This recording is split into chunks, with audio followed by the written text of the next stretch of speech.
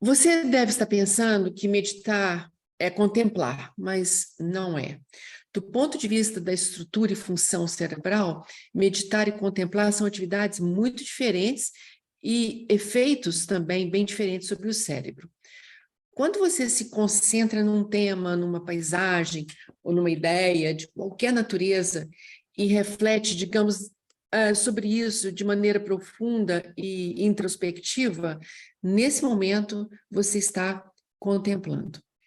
Já a meditação é uma prática um pouco diferente, que envolve, dentre outras coisas, uma combinação de foco, atenção, respiração, geralmente com o objetivo de alcançar maior clareza mental, foco e a pérola, a cereja do bolo, uma autorregulação emocional, aumentando assim presença e consciência. Existem inúmeras formas de meditação, das mais fáceis, que utilizam apenas o silêncio e a atenção guiada, às mais complexas, que usam posturas corporais, posturas das mãos, respiração e posicionamento preciso dos olhos. Estudos de neuroimagem têm mostrado que a meditação causa mudanças estruturais e funcionais no cérebro. Dentre elas, temos o córtex pré-frontal, que está associado ao pensamento abstrato, à tomada de decisão e à regulação emocional, e o córtex cingulado anterior, que é uma região do cérebro envolvida na atenção e na autorregulação emocional. Minha intenção nessa nova temporada, batizada como o cérebro de quem medita, é explorar o uso da meditação para uma série de transtornos mentais. E o tema hoje aqui, por onde eu vou começar, é o transtorno de déficit de atenção com hiperatividade, conhecido também por TDAH. Então, vamos descer fundo nisso? Vamos lá. Por que é importante falar, ou importante não, por que é urgentíssimo falar sobre TDAH? Você deve estar se perguntando por que eu comecei por aqui. Segundo a OMS, a Organização Mundial de Saúde, cerca de 4% da população adulta mundial tem TDAH. No Brasil, aproximadamente, isso corresponde a 2 milhões de pessoas adultas diagnosticadas com esse transtorno, que também afeta 6% das crianças e 7% dos nossos jovens. Essa doença pode causar, em razão de seus vários sintomas, consequências importantes, por exemplo, como a dificuldade de relacionamento e convívio social, uma dificuldade de organização do estudo e do trabalho, e frequentemente, em razão da falta de conhecimento geral das pessoas em relação a esse adoecimento, as pessoas com TDAH são estigmatizadas, julgadas e criticadas, isoladas. Então, o TDAH, ele pode surgir ao lado de outras comorbidades, e uma das mais comuns é a depressão. Outras condições que os adultos podem ter juntamente com o TDAH vai de transtorno de personalidade, condição em que o indivíduo difere significativamente, da média das pessoas em termos de como ela pensa, de como ela percebe o mundo, de como ela sente ou se relaciona com os outros. Há também o transtorno bipolar, que é uma condição que afeta o humor, que pode oscilar de um extremo ao outro, de uma excitação a uma depressão. Há também o transtorno obsessivo-compulsivo, TOC, condição que vai causar pensamentos obsessivos e comportamentos compulsivos. Mas vamos entender primeiro o que é o TDAH? Ele é um transtorno que é considerado uma doença que afeta o comportamento das pessoas. As pessoas com TDAH, elas podem parecer inquietas, com dificuldade de concentração, muito esquecidas e, em alguns casos, elas podem agir por impulso.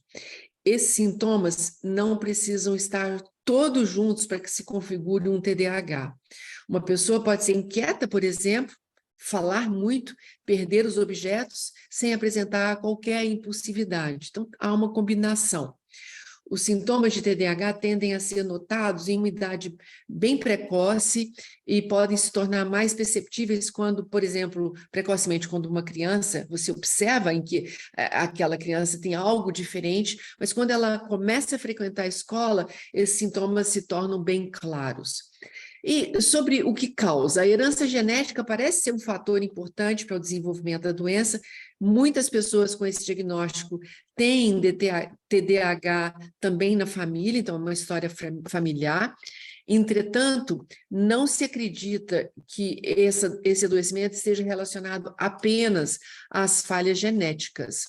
Já se encontrou evidências de maior risco, por exemplo, para TDAH em pessoas que nasceram prematuramente, antes da 37ª semana de gravidez, ou com baixo peso ao nascer.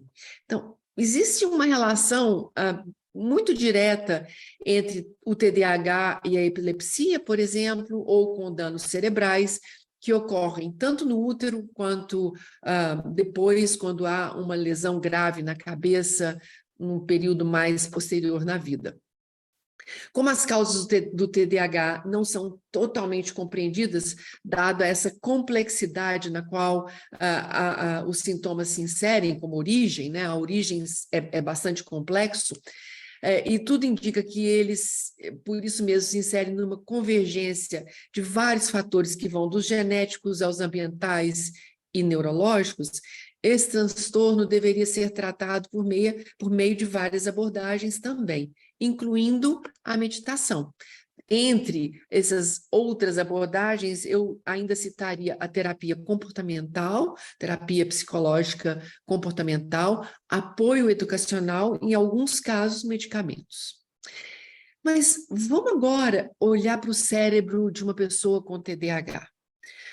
As pesquisas identificaram várias possíveis diferenças entre o cérebro de uma pessoa com TDAH e uma pessoa sem o TDAH.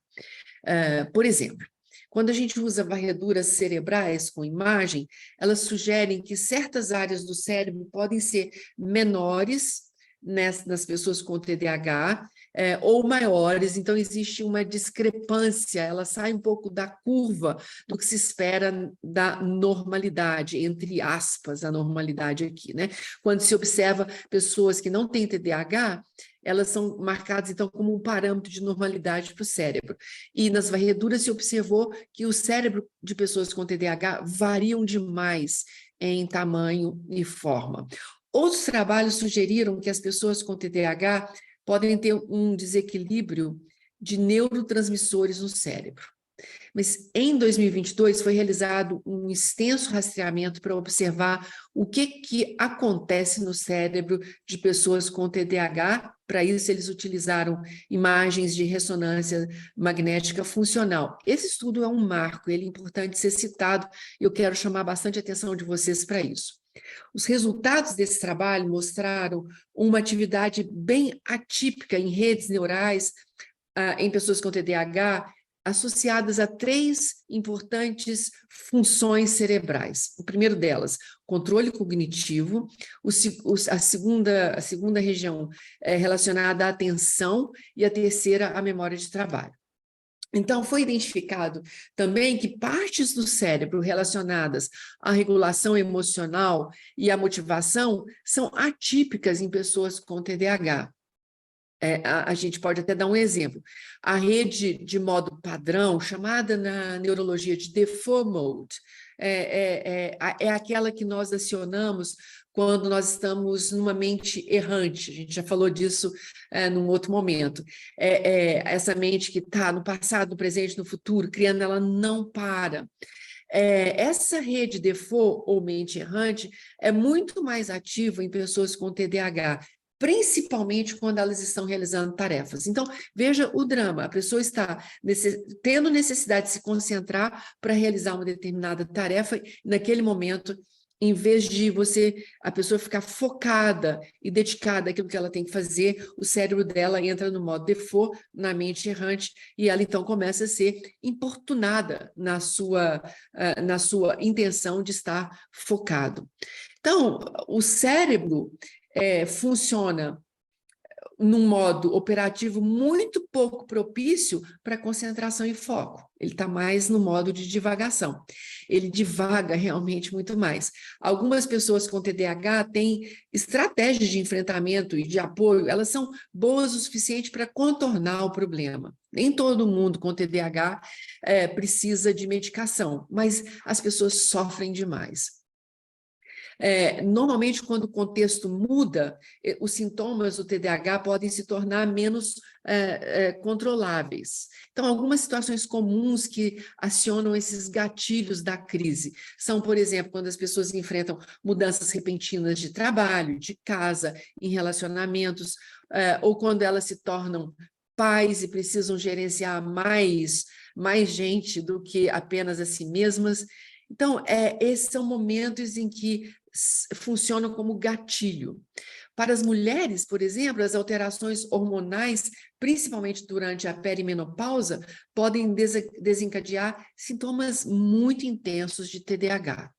Então, essa condição que coloca a pessoa consciente de que ela precisa focar, mas ela não consegue, consciente de que ela perde muitos objetos e ela não consegue se lembrar, vai causando um solapamento da confiança dela e vai levando essas pessoas com TDAH a um desânimo e, finalmente, a uma depressão, que é muito comum associado ao TDAH.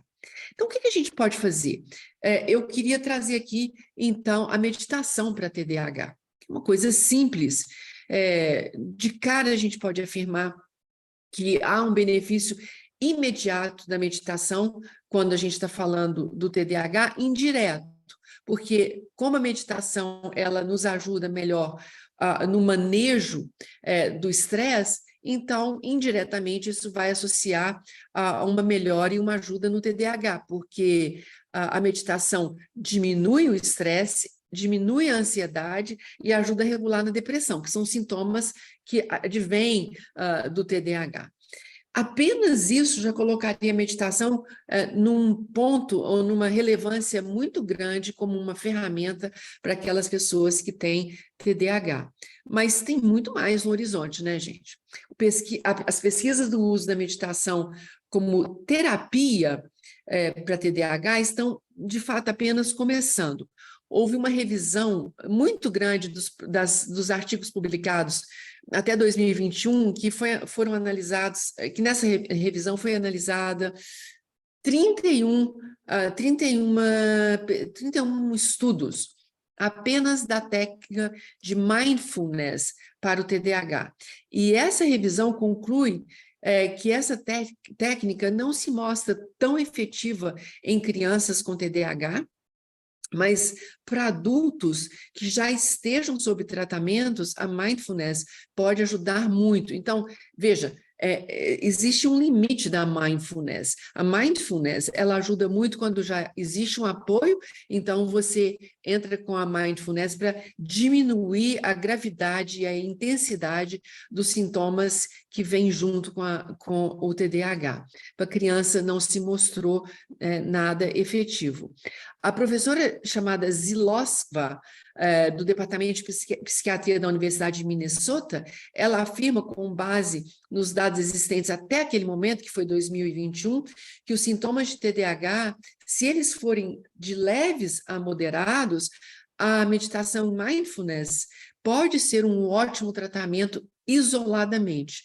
Mas se os sintomas forem graves, as pessoas com TDAH talvez precisem usar, além da técnica de meditação, outros tratamentos. Então, quando a técnica de meditação envolve a respiração, vocês viram que o que eu falei até agora foi sobre mindfulness, que é apenas uma contemplação silenciosa e uma atenção plena, a gente teve determinados limites. Entretanto, quando nós usamos uma meditação qualquer que envolva a respiração, aí nós vamos para um outro patamar. Os estudos sobre a eficácia das técnicas de respiração para o controle dos sintomas do TDAH mostram resultados muito melhores do que a mindfulness, inclusive para criança.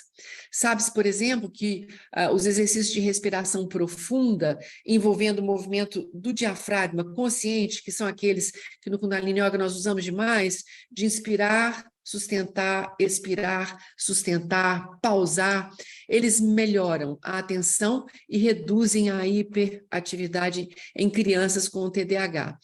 Em adultos, o benefício é imediato no controle, inclusive, da impulsividade. O Journal of Child Neurology, uma revista de neurologia infantil, publicou uma técnica de respiração chamada Sudarshan Kriya, que comprovadamente melhora a atenção e reduz a ansiedade em crianças com TDAH. Então, vocês veem que realmente a respiração é uma coisa importante. E aí vem a pergunta, por que a respiração é capaz de fazer essa diferença, agir desse modo? Bem, a respiração faz coisas incríveis que você e a maioria das pessoas jamais pode ter tido a chance de conhecer. A respiração, por exemplo, modula as oscilações límbicas, essa região cerebral lá no centro do nosso cérebro que processa as emoções e influencia fortemente na produção de hormônios. Ela também influencia nas funções cognitivas e nas funções motoras do córtex cerebral. Esse processo da influência da respiração sobre essas regiões cerebrais ocorre com maior potência quando a inalação é feita pelo nariz, se comparado com a boca aberta. Então, nas técnicas de meditação do yoga, inclusive, se utiliza quase que de regra, inspirar pelo nariz e não pela boca. É um pouco diferente de algumas áreas, por exemplo, da educação física, que podem usar a inspiração pela boca e a expiração pelo nariz. O bulbo olfativo, por que isso? Porque o bulbo olfativo, lá no cérebro, e o córtex piriforme, eles oscilam durante a respiração. Então, o nariz tem um bulbo olfativo dentro do cérebro, próximo do córtex piriforme, que quando nós respiramos, eles oscilam, provavelmente coordenando, então, a rede neural cortical, que é essa região aqui, mais recentemente desenvolvida, externamente desenvolvida no nosso cérebro, que ela está ligada ao aprendizado, à memória e ao comportamento. Como o sistema olfativo está conectado ao sistema límbico e ao hipocampo, lembra, o hipocampo é aquele que regula as emoções, regula a motivação, atividade hormonal, atividade autonômica e a formação de memória, muito importante. Então, o tipo de ritmo respiratório cria oscilações neurais específicas sob a influência, digamos, da profundidade da respiração, então uma respiração mais lenta e profunda ou mais superficial, então tudo isso influencia do número de respirações que a gente faz no minuto, da velocidade da respiração, que, por sua vez, vão criar ritmos oscilatórios especulares que se propagam em diferentes áreas cerebrais, não necessariamente relacionadas apenas àquelas áreas que são estimuladas quando nós estamos usando o olfato. Então, outra coisa importante é observar que o mesmo ritmo respiratório é registrado de forma diferente em áreas específicas do cérebro, das quais partem, então, oscilações neurais que aumentam a comunicação entre essas áreas, entre essas partes. Então, quanto maior for a coordenação dessas oscilações, maior será a função expressa pelas diferentes áreas cerebrais envolvidas, e maior será, obviamente, o efeito que a respiração tem nas funções cerebrais. E sabe quem é que mensura e coordena tudo isso? Pasmem, o diafragma. O diafragma é o diapasão do sistema neural. A respiração, em particular, afeta as ondas gama, que influenciam o neocórtex nas suas funções nas áreas frontais, parietais e temporais, que, por sua vez, ativam a função cognitiva, que vai compreender a memória, a atenção, a percepção sensorial, a resolução de problemas e até mesmo os processos de linguagem. Isso não é incrível? Imagina, você só está respirando e o seu mundo inteiro se transforma. É incrível o poder da respiração. Então, essa coisa de você ter ritmo, frequência, profundidade respiratória, onde a inspiração é feita pelo nariz e regulada tudo pelo diafragma, que vai coordenar todo esse processo, faz um efeito incrível sobre o cérebro e sobre as funções cerebrais. No Kundalini Yoga, por exemplo, grande parte das meditações são feitas envolvendo movimento, o som e a respiração. Então, são bem mais complexas.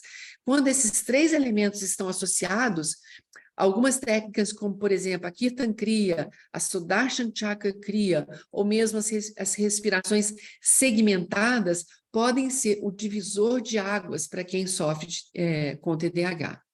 Então, aqui eu queria colocar uma lista bem resumida dos possíveis benefícios da meditação para pessoas com TDAH, só para vocês se estimularem e virem praticar comigo. Então, há a melhoria do foco e da atenção. Então, uma prática regular de meditação pode melhorar o controle da atenção e reduzir a distração. Então, aquela história da mente errante, evitando que a gente entre no modo default, que são desafios significativos para as pessoas com TDAH. Há, em segundo lugar, a redução do estresse. A meditação pode ajudar a diminuir os níveis de estresse já bastante altos para pessoas com TDAH. Ela controla lá a quantidade de cortisol no seu corpo, esse hormônio que é liberado sob estresse pelas suprarrenais. O terceiro importante efeito é a regulação emocional. A meditação pode contribuir para uma melhor autorregulação das nossas emoções, especialmente como nós gerenciamos e processamos essas emoções, o que geralmente é uma dificuldade para as pessoas com TDAH. O quarto elemento é o aumento da autoconsciência, a consciência de si. A meditação promove isso, ela promove uma autorreflexão, ela promove uma consciência dos pensamentos que estão nos atravessando num determinado momento, dos comportamentos que a gente está tendo, permitindo que os indivíduos com TDAH compreendam melhor a sua condição e sejam capazes de criar estratégias de enfrentamento. Então, o quinto elemento é o aprimoramento do funcionamento executivo do cérebro. A meditação, como a gente viu, afeta positivamente as funções executivas, como planejamento, organização de tarefas, tomadas de decisão, que são normalmente muito prejudicadas com o TDAH. Então, gente, eu queria muito deixá-los e deixá-las abertas a esse convite. Eu estou conduzindo uma prática na semana que vem, na segunda-feira, no meu canal do Instagram, com uma meditação especialmente pensada para TDAH. Aguardo vocês por lá. Um abraço.